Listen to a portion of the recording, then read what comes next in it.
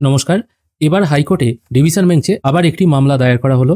এবার এই মামলাটি করা হয়েছে যারা 2016 এসএলএসটি ক্যান্ডিডেট এবং ওয়েটিং লিস্টের ক্যান্ডিডেট ছিলেন, তারা কিন্তু এই মামলাটি করেছেন। এই মামলায় তারা 3টে জিনিস তুলে ধরেছেন। তাদের প্রথম বক্তব্য হচ্ছে তারা কলকাতা হাইকোর্টকে বলেছে একটি রুল জারি করতে এবং এই রুল জারি করে টোটাল যে নোটিফিকেশন আছে টোটাল নোটিফিকেশনটা বাতিল করতে হবে। দ্বিতীয়, তারা বলতে চাইছে যে 10 নাম্বার এক্সপিরিয়েন্স টিচারদের দেওয়া হবে, এই 10 নাম্বারটাও কিন্তু দেওয়া যাবে না, কারণ সুপ্রিম কোর্টের রায় অনুযায়ী সবাইকেই চাকরি থেকে কিন্তু বরখাস্ত করা হয়েছে।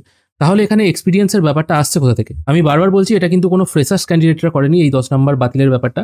এটা কিন্তু 2016 ওয়েটিং লিস্টের যারা ক্যান্ডিডেট ছিল তারা কিন্তু এই মামলাটি করেছে। তারা কোর্টের কাছে বলেছে কেউ দেবে 100 নম্বরের পরীক্ষা, কেউ দেবে 90 নম্বরের পরীক্ষা। পরীক্ষা হলে সবার জন্য সমান হবে, ইকুয়াল হবে, কিন্তু এরকম কোনোদিন পরীক্ষা কোনো জায়গাতেই হয়নি। তাহলে এরকম পরীক্ষা নেওয়ার কারণটা কি? 3 নম্বর তারা পয়েন্ট এখানে তুলে ধরেছে, সেটা হচ্ছে এজ রিল্যাক্সেশনের ব্যাপারটা।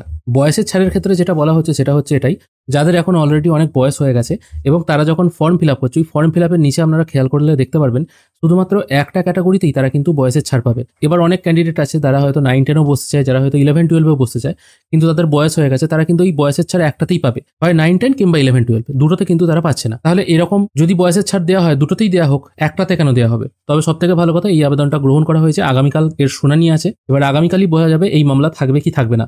এবার যদি এই মামলা থেকে যায় তাহলে কিন্তু আবার মুশকিল। এবার কালকে যদি হিয়ারিং হয়ে যায় এবং হিয়ারিং এর পর হাইকোর্ট যদি মনে করে এই মামলাটা গ্রহণযোগ্য এবং বিচারাধীন অবস্থায় থাকতে পারে, তাহলে কিন্তু আবার নেক্সট শুনানির ডেট আসবে, তখন কিন্তু আবার শুনানি হবে, তখন কিন্তু পরীক্ষা আবার পেছাতে পারে। তবে একটা জিনিস বলা যেতে পারে, এই যে 90-100 ব্যাপারটা, এটা কিন্তু ঠিক নয়। হলে সবারই সমান পরীক্ষা হোক, না হলে অন্য কোনো ব্যবস্থা নেওয়া হোক। এই ছোট্ট আপডেটটুকুই আপনাদেরকে দেওয়া ছিল।